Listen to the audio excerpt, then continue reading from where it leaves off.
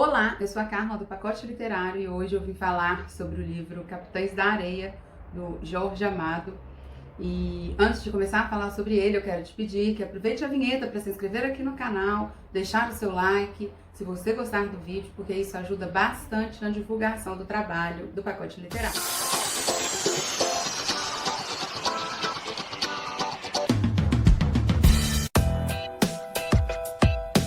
Sim, gente, Capitães da Areia é um dos meus novos queridinhos aí, dentre os autores e dentre os livros de autores nacionais. E hoje eu venho contar para vocês um pouquinho de como foi minha leitura, essa leitura que já tem tempo que eu tenho enrolado para fazer, né? E nessa vibe aí de fazer a leitura dos clássicos nacionais, trazer mais disso aqui pro canal, para vocês que sempre me perguntam e sempre se interessam. Eu fiz a leitura pela edição lindíssima, né, da editora Companhia das Letras, que eu vou deixar a capa aparecendo aqui para vocês. Eu comprei na Amazon, em e-book, num dia em que a Amazon deixou esse livro gratuito. Eu não lembro que comemoração que era, enfim. Eu baixei pela Amazon e fiz a leitura no Kindle. E esse livro, ele vem nos contar a história de um bando de crianças ladronas. É assim que eles se referem a esse bando de crianças abandonadas.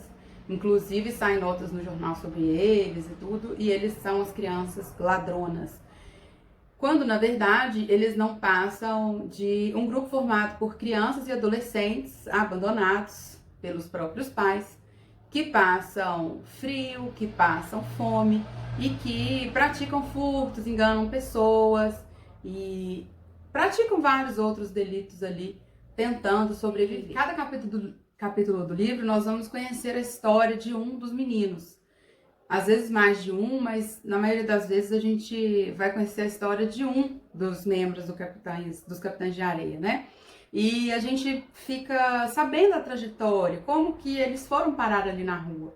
E assim, cada história é única, é diferente, mas o que a gente tem ali é um bando de crianças e adolescentes, né? A gente não pode esquecer que são meninos que foram abandonados pelos pais, que de alguma forma o abandono está gravado na pele deles, né? Porque eles não têm casa, eles não têm comida, eles não têm referências, então eles levam a vida tentando parecer fortes, tanto que o Jorge Amado ele frisa bastante que eles levam a vida parecendo homens feitos, só que na verdade eles não têm condição nem maturidade para enfrentarem aqueles obstáculos e vão com a ingenuidade de crianças. E muitas vezes eles se dão mal, é claro, né?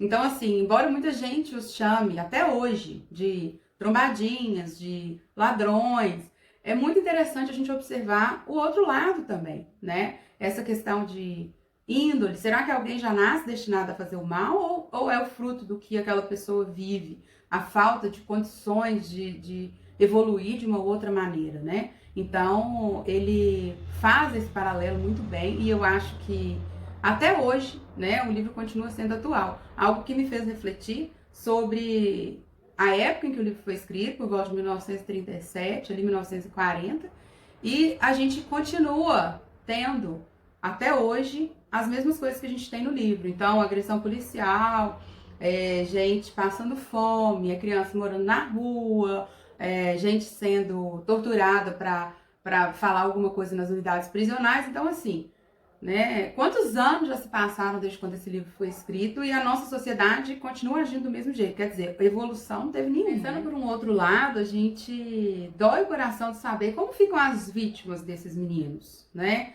que são enganadas, que são roubadas. Então, assim, elas também não são culpadas pela sociedade em que a gente vive, né, teoricamente, pelo menos. Então, assim, é muito difícil da gente medir isso enquanto a gente está lendo e não se afeiçoar a esses meninos, né? E a partir daí, como a gente não vai sonhar com uma sociedade onde isso tudo não seja necessário, onde não precisa deles roubarem para conseguirem comida, onde não existam crianças morando na rua. Muita gente classifica essas crianças até hoje como crianças más, como pessoas más, achando que a maldade está inata ali, mas a gente vê no livro diversas cenas, diversas situações em que eles preferiam não estar ali. Como, por exemplo, um dos meninos quando vai espionar uma casa para depois o grupo vir e fazer um roubo, uma limpa ali na casa, ele se afeiçoa tanto à dona da casa que por um momento ele hesita em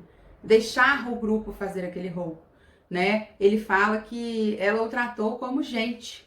Então é a primeira vez que ele é tratado como filho de alguém, é a primeira vez que alguém se preocupa com ele, se ele tá com fome, né? Então assim, e o fato também da escolha que ele tomou ali fez com que a sua vida mudasse completamente, né? Depois que ele sentiu aquilo, depois que ele se sentiu olhado, cuidado, visto, observado, protegido, ele se tornou outra pessoa, porque ele volta para a realidade dele, mas sem esquecer daquele momento de carinho e de atenção que ele recebeu. Então, essa é uma reflexão que ficou muito forte em mim também. Bom, a escrita de Jorge Amado é muito conhecida, é extremamente fluida. Eu quase não vi passar as 286 páginas desse e-book, justamente porque a linguagem é rápida, né? Ele é muito irônico, então a gente tem alguns pontos em que a gente até ri, tanto da ingenuidade das crianças, quanto das coisas absurdas que acontecem, as contradições da sociedade também. Então, assim, é muito interessante. É um autor polêmico, é um autor crítico, mas eu acho que ele trouxe bem a vida como ela é, né? E é até hoje, né? Sei lá, 80, 90 anos que esse livro foi escrito e até hoje a gente permanece com as mesmas coisas, com os mesmos erros. A gente não evolui como sociedade. E isso, assim, me causou muito espanto, né? Eu fiquei bem chocada com tudo que eu vi aqui no livro. Eu acho que é um livro que todo mundo precisa ler, né? Eu acho que na escola é muito complicado, porque a gente ainda é muito jovem para ver a realidade que acontece ali, né? E o meu arrependimento foi só não ter lido antes, porque esse livro já me foi indicado várias vezes, mas assim, ao ler, antes de ler, eu não esperava que ele fosse se tornar um livro tão querido e que eu recomendo de olhos fechados.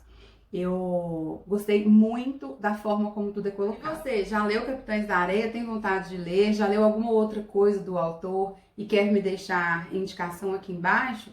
Deixe seu comentário, não se esqueça. Me siga lá no Instagram também, @pacoteliterário. Minha gratidão a quem assistiu até aqui e até o próximo vídeo.